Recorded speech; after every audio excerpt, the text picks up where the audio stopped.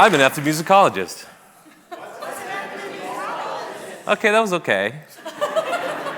That was okay. But I'm also a filmmaker, and I don't put up with like, if you're gonna be here, if you're gonna be an extra, snap to, okay, all right? I'm an ethnomusicologist. What's an ethnomusicologist? You're brilliant. It's really a mixing of anthropology and musicology. Anthropology, you know what anthropology is. Musicology, you know what musicology is. But I'm also a filmmaker, an anthropologist filmmaker, just like that guy up there, Robert Flaherty, the guy who made the very famous film Nanook of the North. Do you see that? Do you see that camera? The Inuit helpers, all the people working together to try to make a film. How many people here have made a film? No one. One person put up there. Have you seen this?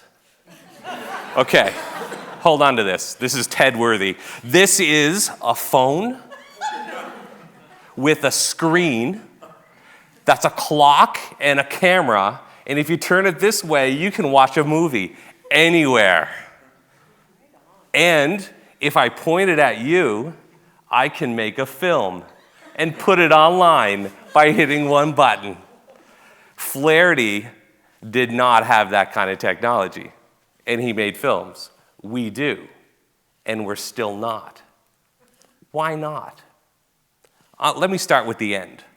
This is what I'm going to argue. We have the technology to make incredibly interesting films about incredibly interesting people. Every one of you. And if we were to do that, when our children go to school, they'll learn about Edmonton. And they'll learn about their neighborhoods. And they'll learn about their neighbors. And they'll learn from stuff that we make for them and that they make for each other. We can do that.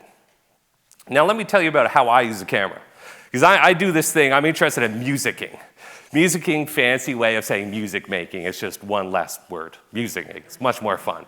I'm also from Cape Breton. And I have to start with that because I can't explain why the sound of bagpipes just makes every hair on my body just dance.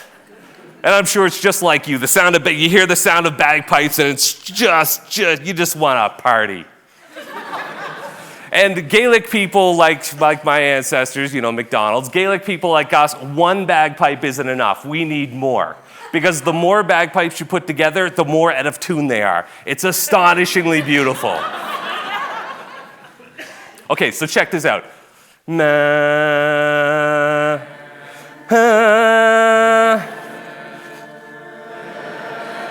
okay, that was a bit creepy. Na, na, na, na, na, na, na, na, na, na.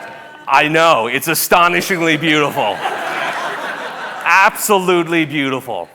And now what an ethnomusicologist does is try to figure out why it is that a sound like that makes people go crazy. We'll tell you that story. This magic carpet is going to take us back to Cape Breton, to my neighborhood when I was a kid, when I got on a bicycle and I went down to the end of the street and I got a pop from the local store. You know what it was? Not Coca-Cola. It was Iron Brew.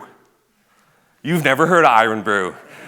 We had Coca-Cola, I'm sure, but nobody wanted Coca-Cola. It was like, whatever that is. We had Iron Brew, this thing that was made in Glace Bay. You know where Glace Bay is. Go out to the Trans-Canada Highway, go east. When you hit the ocean, turn around. That's Glace Bay. Very easy to find. Once you're there, you used to be able to get Iron Brew, which was made by the McKinley Pop Factory. I definitely think feeling like being independent-minded has to do with being able to drink your own pop when you're a kid. Not only that, I had a friend of mine that I brought home to introduce to my grandmother. His name was Paul Campbell. I said, "Grandmother, this is Paul Campbell." My grandmother looked at him and said, "Campbell, hey?"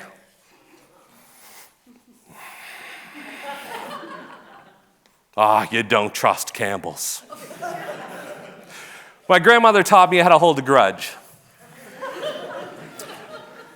The Campbells, apparently, in 1692, in the middle of the night, killed a whole bunch of MacDonalds while they were sleeping. Burned down their houses, women and children froze to death in the snow. Terrible story. My grandmother in the 1980s was making sure Paul Campbell was being held to account. What's fascinating to me is that the sound of bagpipes for me somehow is tied up with weddings, it's somehow tied up with funerals, it's somehow tied up with my grandmother. I'm not exactly sure how all of this works, but I know it works. I know every time I hear that sound of that instrument, I have all of these feelings. And I think, so do you. And I think everybody has all of those feelings. So I started trying to figure out how to write with a camera. Because with a camera, I could capture the sounds, I could capture the people's faces, I could capture what they said, I could capture their room, I could capture all of these things. I could write a whole bunch of new tracks. I could make books that have visual images, that have sound images, and I could tell stories about a loaf of bread being taken for a walk. Now, this may look innocuous to you, just somebody taking a loaf of bread for a walk. Happens all the time. But what's interesting about this is I tried to write about a group of young people at the Winnipeg Folk Festival taking a loaf of bread for a walk, and I wrote it over and over and over and over again. And every time I wrote it, it just sounded worse and worse and worse. This was hilarious. And nobody on my dissertation committee thought it was funny at all.